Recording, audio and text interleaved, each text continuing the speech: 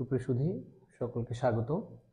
আজকে আমরা একটি পার্থক্যে এসে উপস্থিত হয়েছি। সে পার্থক্যটি মূলত what is the difference between that and what in terms of clause marker. আমরা আগে জানতে হবে যে what is clause actually. We mention before that the definition of clause. Clause is a group of words where subject and finite verb will be present.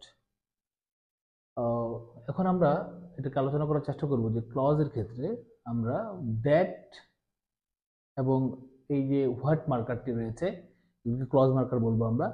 এই clause মার্কারগুলির মধ্যে পার্থক্য কি আসলে, আমরা আসলে কোথায় দ্যাট বসাবো, কোথায় হোয়াটটা বসাবো।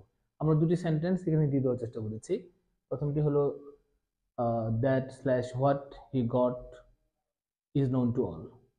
এখন প্রশ্ন হলো, এটা ডিপেন্ডেন্ট যে ক্লজটা রয়েছে এই জিনিসটা মূলত এখানে যদি আমরা প্রশ্ন করি what did he get, actually কোনো প্রশ্ন কি আসে, কোনো অ্যান্সার আসে যে আমরা সে কি পেয়েছিল, সে কি পেল, এরকম কোনো অ্যান্সার আসতেছে না।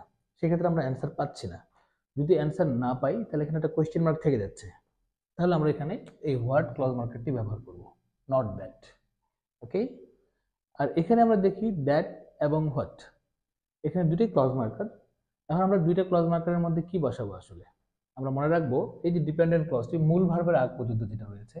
এখানে যদি প্রশ্ন করি what did he get, what did he get, এখানে অ্যান্সার আসতেছে কি কি পেয়েছিল, প্রাইজ পেয়েছিল।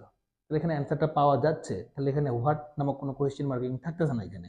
তাহলে সেখানে আমরা অ্যান্সার নেব কি, দ্যাট। ওকে, তো আমরা শেষের দিকে জানার চেষ্টা করলাম যে আসলে হোয়াট এবং দ্যাটের মধ্যে আমরা ক্লজ মার্কারের ক্ষেত্রে কোন জিনিসটার পার্থক্য আমরা কিভাবে নিরূপণ করব এবং কোনটা কথায় ব্যবহার করব, সেটা আশা করি আমরা জেনে গেলাম। আশা করি যারা এই ক্লাসটি অবলোকন করলেন তারা নতুন কিছু জানলেন। সকলকে ধন্যবাদ।